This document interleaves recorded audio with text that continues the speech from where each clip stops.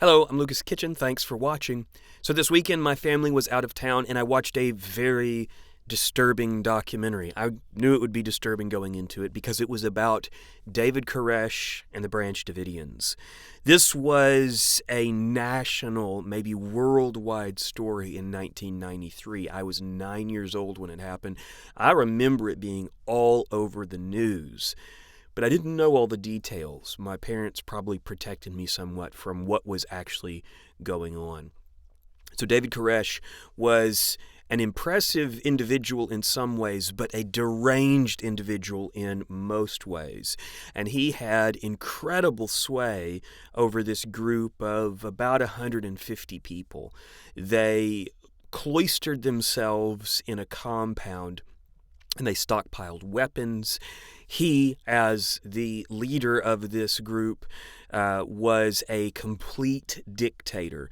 He, for instance, took all of the women, apparently, as his own wives, even though they were married to other men in the group. He controlled all of the details of the lives of the people that were in the compound, including the children. He insisted on extreme discipline for the children that were in the compound, to the point where he would beat the children on behalf of the parents, apparently. He was a wild maniac, and he taught that the government would eventually come and take them over. And so they stockpiled guns and ammunition, and they were preparing for what they considered to be the end of days, where the U.S. government would show up and it would be the beginning of the Armageddon battle, basically. Well, as you know, probably, the U.S. government did get involved, not quite in the way that he predicted, but it was enough for him to say, "See, I told you so." And a 51-day standoff took place in which initially a number of federal agents were shot by David Koresh's the people in his compound.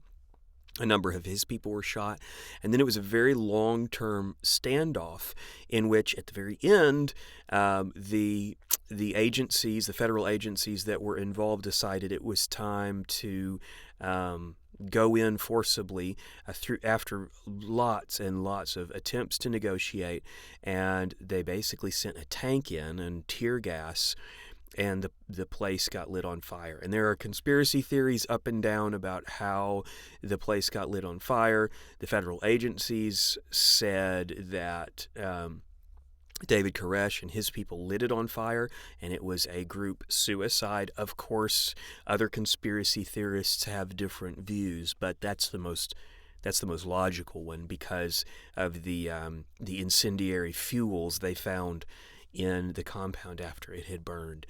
And so this maniac led something, I think it was between 70 and maybe it was 90, but it was a lot of people died in that compound. And what did they die for?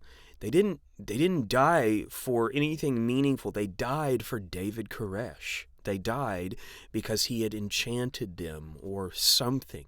And we honestly don't know a whole lot about how that happened, how he was able to get people to do that. And I tell you, I've just been haunted by this weekend because there are so many false prophets. There are so many. Now, most don't take it as far as David Koresh because they don't want to die and they don't want to get people killed.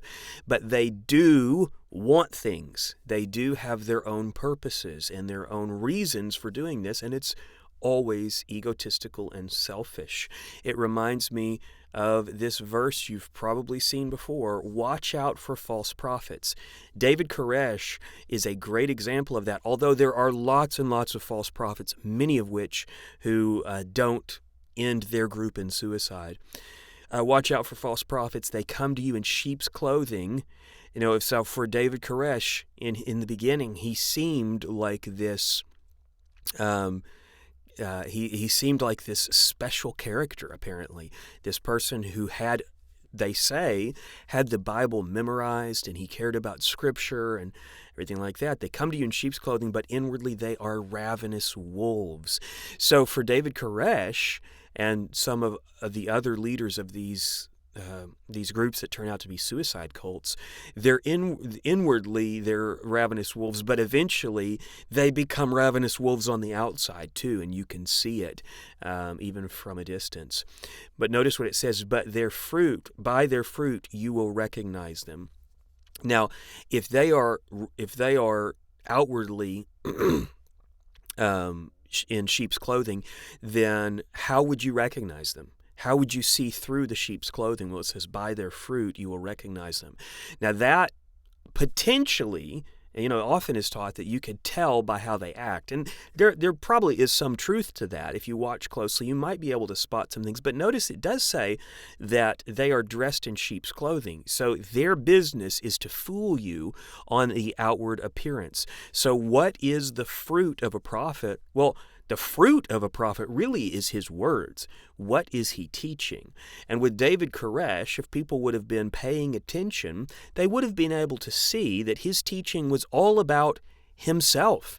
You see, David Koresh taught that he was a sinful Messiah.